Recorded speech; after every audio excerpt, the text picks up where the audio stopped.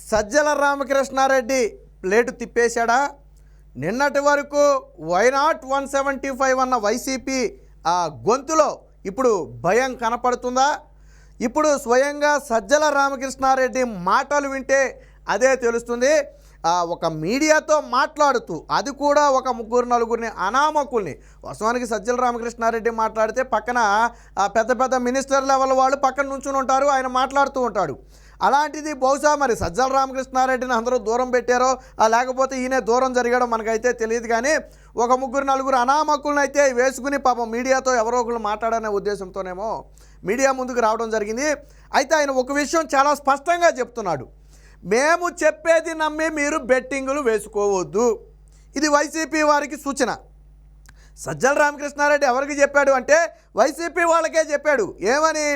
మేము ఇప్పుడు ఆయన ఒక సామెత చెప్పాడు. ఏమనంటే, పరీక్ష రాసిన పిల్లవాడు ఖచ్చితంగా నేను 100% పాస్ అవుతాననే అనుకుంటాడు, అలాగే మేము కూడా గెలుస్తామనుకునే రాస్తున్నాం. మీరు దాన్ని బెట్టింగులు వేసో సోషల్ మీడియాలో పెట్టుకుని ప్రచారం చేసో లేకపోతే ఇంకొకటి చేస్తే మాకు సంబంధం లేదు అని కుండ బద్దలు కొట్టినట్టుగా విషయం చెప్పాడు. అంటే వీళ్ళలో కాన్ఫిడెన్స్ లేదు. సాధారణంగా పరీక్ష రాసిన ప్రతి పిల్లవాడు పాస్ అవుతానని అంటాడు, అలాగే పోటీ చేసిన ప్రతి ఒక్కడు నేను గెలుస్తానని అంటాడు. అలాగే అన్నారు తప్ప 100కు 100% వీళ్ళు గెలుస్తారనే కాన్ఫిడెంట్ వీళ్లకు లేదు. ఇప్పుడు ఏ వ్యక్తి అయినా సరే పోటీ చేసి ఫలితాలు వచ్చే వరకు కూడా నేను ఓడిపోతానని ఒప్పుకోడు. చివరికి కేఏపాల్ అయినా సరే నేనే గెలుస్తాను, మేమే ప్రభుత్వాన్ని ఫామ్ చేస్తున్నాం, మాకు 100 సీట్లు వస్తాయని ఆయన కూడా చెప్తున్నాడు. సో ఎవరు ఓటమిని ఒప్పుకోరు. ఇక్కడ సజ్జల రామకృష్ణారెడ్డి కూడా అదే చెప్పాడు. అందరిలాగే మేము రాసాం, ఏదో సాక్షిలోనో ఇంకో పేపర్లోనో రాసాం, మీరు దాన్ని పట్టుకుని బెట్టింగ్లు వేసేసి మీ జీవితాలు నాశనం చేసుకోవద్దని వైసీపీ వారికి ఒక సూచన ఇచ్చాడు. ఎప్పటికైనా సరే వైసీపీ వాళ్ళు రియాలిటీలోకి రండి. ముఖ్యంగా మిగిలిన వాళ్ళు నమ్మినా నమ్మకపోయినా బాధ లేదు, కానీ ఈ బెట్టింగ్ కాసేవాళ్ళు మాత్రం సజ్జల రామకృష్ణారెడ్డి మాటను ఖచ్చితంగా నమ్మండి. ఆయన ఒక రకంగా వీళ్ళకి హింట్ ఇవ్వడం కోసమే బయటకు వచ్చినట్టున్నాడు. ఎందుకంటే రేపటి రోజున వీళ్ళ హైప్ చూసి, ఇలా సోషల్ మీడియా హైప్ కానివ్వండి, సాక్షి పేపర్ హైప్ కానివ్వండి, ఏదో 9వ తారీఖున ప్రమాణ స్వీకారం, టికెట్ ధరలు పెరిగిపోయాయి, విశాఖలో హోటళ్ళన్నీ బుక్ అయిపోయాయి, ఈ హైప్ చూసి చాలామంది ఏంటంటే పందాలు కాస్తున్నారు. సో ఇలా కాసి వాళ్ళు నష్టపోవద్దు అనే ఉద్దేశంతో వాళ్ళకు ఒక హింట్ ఇవ్వడానికే సజ్జల రామకృష్ణారెడ్డి బయటకు వచ్చాడు. ఆయన ఏం మాట్లాడాడు అనేది ఒకసారి ఆయన నోటితోనే మీరు వినండి, ఆ తర్వాత దాని గురించి మనం మాట్లాడదాం. ఒకసారి 100% రావాలని కోరుకుంటాం, అట్టే రాస్తారు. అలాగే ఇక్కడ కూడా అదే చేసాం, పెట్టుకుంటాం. 100% రావాలని కోరుకుంటాం, అట్టే రాస్తారు. అలాగే ఇక్కడ కూడా అదే చేసాం. అందువల్ల ఊహాగానాలకు లేకపోతే బెట్టింగ్, మీరు అన్నారు కదా, ఏదైతే పరీక్ష రాసిన పిల్లవాడు ఉన్నాడో అలాగే 100% పాస్ అవ్వాలని కోరుకుంటాడో, అలాగే మేము కూడా అలాగే అనుకున్నాం, అలాగే రాసాం. అదే మాట చెప్పాడు చూడండి. కావాలంటే 100% రావాలనే కోరుకుంటాం, అట్టే రాస్తాం కూడా. మేము కూడా అదే చేసాం. ఇక్కడ ఏమంటాడు, 100% మేము గెలుస్తున్నామని ఎందుకు చెప్పాము అంటే అందరూ గెలుస్తారని అంటారు, ఓడిపోతారని అనరు. కాబట్టి మేము కూడా గెలుస్తున్నామనే చెప్పాం, అలాగే రాసాం. తర్వాత ఏమన్నాడు ఏనండి, ఇదే కీలక పాయింట్. 100% రావాలని కోరుకుంటాం, అట్టే రాస్తారు. అలాగే ఇక్కడ కూడా అదే చేసాం. అందువల్ల ఊహాగానాలకు లేకపోతే బెట్టింగ్ల గురించో ఇంకొక ఏదో సోషల్ మీడియాలో సర్క్యులేట్ చేసుకోవడము, క్రియేట్ చేసుకున్న దానివల్ల ఫలితం ఉంటుంది అని అనుకోవట్లా. దానివల్ల ఆ తాత్కాలిక ఆనందం పొందాలని వాళ్ళు అనుకుంటే వాళ్ళు అనుకోండి, మేమైతే వాటిని పోదలుచుకోవాలి.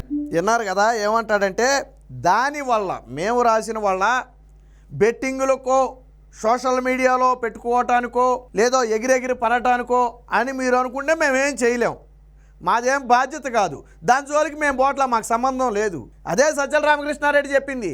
అంటే మేము సాక్షిలో రాసిన దాన్ని కానీ లేదా మా నోటితో మేము మాట్లాడిన దాన్ని కానీ మీరు బేస్ చేసుకుని ఇక్కడ బెట్టింగ్ అనేది కీలకమైనటువంటి పాయింట్. సో మీరు అలా బెట్టింగులు కాసి తర్వాత ఏదైనా ఇబ్బంది పడితే మాకు సంబంధం లేదు, మేమేం ఖాయమని చెప్పట్లా.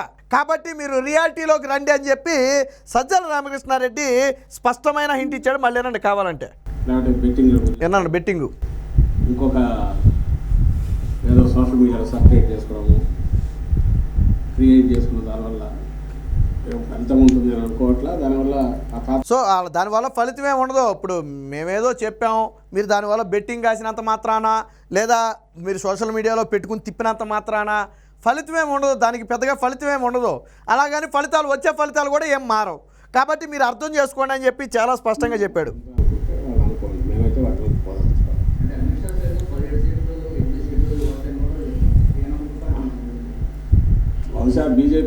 మాట్లాడిన ఇంక్లూడింగ్ ఆయన అమిత్ షా గారితో సహా ఈ మనది 4th ఫేజ్లో జరిగింది, 7 phases. వాళ్ళకి అక్కడ నార్త్లో ఏదో ఇదే అవుతుంది అనేది ఊహాగానాలు నడుస్తున్న నేపథ్యంలో మాకు సౌత్లో బ్యాలెన్స్ అవుతుందని చెప్పుకోవడానికి సో ఇక్కడ కూడా సమాధానం దాటవేశాడు. మరి అమిత్ షా గారు కూడా మేము ఒక 17-18 సీట్లు ఇక్కడ ఏపీలో ఖచ్చితంగా గెలవబోతున్నామని చెప్పారు కదా, మరి ఏంటి మీ ఉద్దేశం దాని మీద అంటే ఆ బీజేపీకి అటెటో సీట్లు తగ్గుతున్నాయి కాబట్టి ఇక్కడ బ్యాలెన్స్ అవుతున్నాయి అని చెప్పుకుంటున్నారు అని అంటున్నాడు తప్ప అబ్బే అసలు వాళ్ళకి అన్ని సీట్లు వచ్చే ప్రసక్తే లేదు, ఖచ్చితంగా 22 నుంచి 23 ఎంపీ సీట్లు మేము గెలుస్తాం, లేదా 25కి 25 ఎంపీ సీట్లు మేమే గెలుస్తున్నామనే మాట సజ్జల రామకృష్ణారెడ్డి చెప్పలా. ఒప్పుకున్నాడు ఏమని, సరే బీజేపీకి ఎక్కడో సీట్లు తగ్గుతున్నాయి కాబట్టి అది సౌత్లో బ్యాలెన్స్ అవుతుందని చెప్పుకుంటున్నారు వాళ్ళు. అంటే సౌత్లో బ్యాలెన్స్ అవుతుంది అని చెప్తున్నారు అంటే సజ్జల రామకృష్ణారెడ్డి ఇక్కడ సీట్లు వస్తాయని ఒప్పుకున్నట్టే కదా.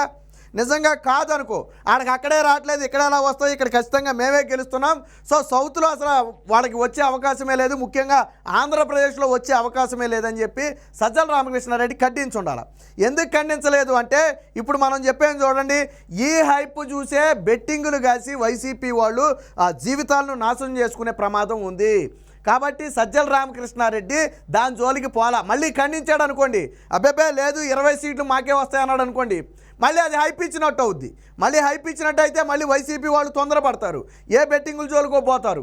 సో కాబట్టి దాన్ని తగ్గించాలనే ఉద్దేశంతోనే పరోక్షంగా ఏంటంటే అక్కడ తగ్గుతున్నాయి కాబట్టి ఇక్కడ వస్తున్నాయి అంటున్నారు అని చెప్పి తప్పించుకున్నాడు తప్ప దాన్ని ఖండించే ప్రయత్నం చేయలేదు. సజ్జల రామకృష్ణారెడ్డి చేసింది మంచి పనే. ఎందుకంటే వాళ్ళ యాంకర్ ఈశ్వర్ చెప్తాడు చూడండి, డీజేలు పెట్టండి, మోతలు మోగించండి, జూన్ 4 సంబరాలకు సిద్ధంగా అంటే పాపం వైసీపీ వాళ్ళకి ఏం తెలుస్తుంది, బయట పరిస్థితులు ఎలా ఉన్నాయో వాళ్ళకి తెలియదుగా, పాపం వాళ్ళు మాత్రం వైసీపీ కోటేసి ఉంటారు.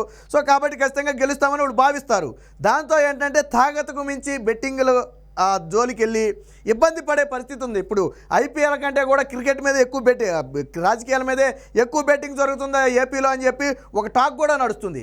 కాబట్టి వైసీపీ వాళ్ళు ఒక్కసారిగా పుట్టమునిగిపోతారనే భయం వేసి బయటకు వచ్చి బాబు మేము గెలుస్తామనే ఉద్దేశంలో ఉన్నాము, అదే రాస్తున్నాము, మీరు దాన్ని పట్టుకుని పోగొద్దు, దాన్ని పట్టుకుని మీరు బెట్టింగ్లు వేయొద్దు, దాన్ని నమ్ముకుని ఇతర విషయాల జోలికి మీరు వెళ్ళొద్దు, రేపటి రోజున మీ జీవితాలు నాశనం చేసుకోవద్దు, తర్వాత మేమేదో అన్నామని చెప్పి మా మీద పడి ఆడవద్దు.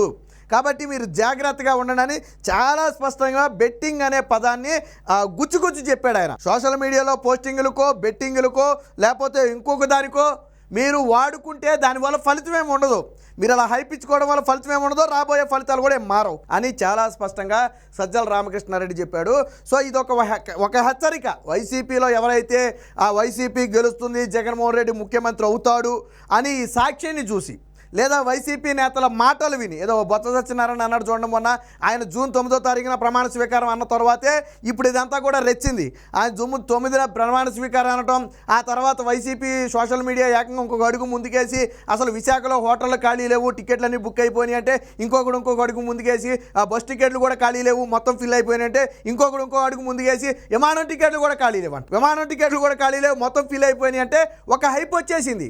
దాంతో ప్రతి సాధారణ వ్యక్తి ఏమనుకుంటాడు, ఓహో జగన్మోహన్ రెడ్డి ఖచ్చితంగా గెలవబోతున్నాడు, ఈ ఊపు చూస్తే మనకు అర్థమైపోతుంది, మనమేం భయపడక్కర్లేదని చెప్పి తాకతుకు మించి పందాలు కాసి రేపటి రోజున జీవితాలు కుటుంబాలు కూడా రోడ్డున పడే ప్రమాదం ఉంది.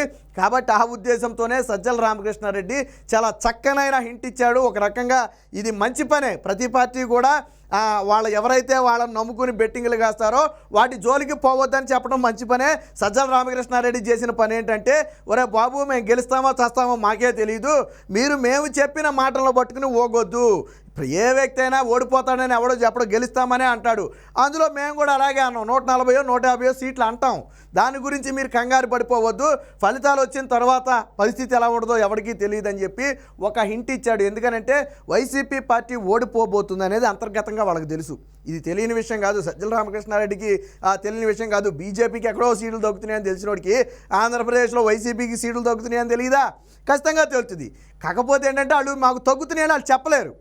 ఏమంటారు మీడియా ముందు, ఎస్ మేము గెలుస్తున్నాం 140-150 అంటారు, దీన్ని పట్టుకుని వాళ్ళు ఎగురుతారు. సో కాబట్టి వైసీపీని నమ్ముకుని బెట్టింగ్ కాసే వాళ్ళందరూ దయించి ఎప్పటికైనా రియాలిటీలోకి రండి. నిజంగా మీరు అనుకున్నట్టు వైసీపీ పార్టీ గెలిస్తే మీకు ఆనందమే, ఓకే, బట్ పొరపాటున మీరు బెట్టింగ్లు కాసి మీ తాగతుకు మించి మీ ఆస్తులన్నీ కూడా అక్కడ పెట్టి లేదా బంగారం అక్కడ పెట్టి మీరు కన్నా ఈ రేపటి రోజున ఓడిపోయిన తర్వాత రోడ్డు మీద పడే పరిస్థితి వస్తే రేపటి రోజున ఆ పార్టీగా ఏ పార్టీ రాదు. సో బెట్టింగ్ల వల్ల నష్టపోయిన వాళ్ళని ఎవరిని కూడా ఆదుకుంటారని ఎవరు చెప్పరు. కాబట్టి అసలు బెట్టింగ్ అనేది ఇల్లీగల్, దాని జోలికి పోకూడదు. కాకపోతే ఏంటంటే ఇది ఆఫ్ ద రికార్డు జరుగుతూనే ఉంటుంది. మనం దాన్ని ఎవరు ఏమి చేయలేని పరిస్థితి జరుగుతుందని అందరికీ తెలుసు, కానీ ఎవరు అడ్డుకోలేని పరిస్థితి. కాబట్టి ఎప్పటికైనా వైసీపీని నమ్మి సజ్జల రామకృష్ణారెడ్డి మాటల్లో, బొత్స సత్యనారాయణ మాటల్లో, లేదా ఇంకొకరి మాటల్లో ఎవరైనా అసలు సాధారణంగా బయటికి ఎవరు రావట్లేదులేండి. అందరూ గప్చిప్గా ఉన్నారు వైసీపీ నేతలు అందరూ. ఏదో 2-3 మాత్రమే అడపా రోజుకు ఒకసారి కనపడతారా తప్ప అంతకు మించి వాళ్ళు కనపడరు. సో కాబట్టి వైసీపీ గెలుస్తుందని బెట్టింగ్ కాసే వాళ్ళందరూ ఎప్పటికైనా సజ్జల రామకృష్ణారెడ్డి మాటలు విని రియాలిటీలోకి రండి. సజ్జల రామకృష్ణారెడ్డి ప్లేట్ తిప్పేశాడు. కాబట్టి మీరందరూ తొందరపడి మీ జీవితాలను నాశనం చేసుకోవద్దు.